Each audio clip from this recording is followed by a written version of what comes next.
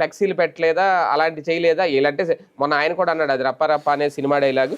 వీళ్ళు కూడా నన్ను పెట్టింది ఏంటి, ఉంటే ఉంటే ఉంటే ఉంటాం, పోతే పోతాం, ఏ నా కొడుక్కి భయపడాల్సిన అవసరం లేదు. అంటే నేను ఈ కామెంట్ని సపోర్ట్ చేయట్లేదు, ఇక్కడ అండర్లేను. కాకపోతే దీని మీదే ఒక ఫ్లెక్సీ పెట్టినంత మాత్రం కేసులు పెట్టడం, ఇది ఏ రకమైన భయపెట్టే రాజకీయం? అదే కాకుండా ఏదో నరుకుతామనో ఏదో అన్నారట దాంట్లో, ఆ ఫ్లెక్సీలో. ఉంటే ఉంటే పోతే పోతాం అనేటటువంటిది ఒక ఆస్పెక్ట్. అవును, నరుకుతామనేది అన్నారట, అదైతే తప్పే. ఎవరిని నరుకుతాడు, ఎవరిని ఎందుకు నరుకుతాడు? బేసిక్ గా ఉంటే ఉంటాం పోతే పోతాం అనే ఫీలింగ్ ని క్రియేట్ చేయడంలో తెలుగుదేశం సక్సెస్ అయింది. వాళ్ళ రకంగా చెప్పాలంటే జగన్ కి దూరమైన కేటర్ని దగ్గరికి చేశారు వీళ్ళు. ఇప్పుడు ఈ కేసులు పెట్టడం ద్వారా వీళ్ళేం జగన్ కి దూరం అవ్వరు, దగ్గర అవుతారు ఇంకొంచెం. కానీ మిగతా తటస్థుల్ని దూరం చేయడమే ఇక్కడ ఉద్దేశం.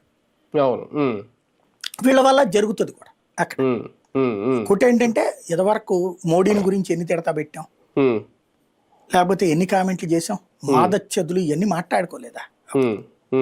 అప్పుడు అలా మాట్లాడితే అందులో తప్పే ఉందన్నారు. అవును, తప్పు అంటున్నారు. అందులో తప్పే ఉందన్నారు. అది మాదచ్చదులు, బోషడీకేలు అట్లాంటి మాటలు మాట్లాడినప్పుడు అయ్యేమో ఆగ్రహంతో వచ్చిన ఆవేశం.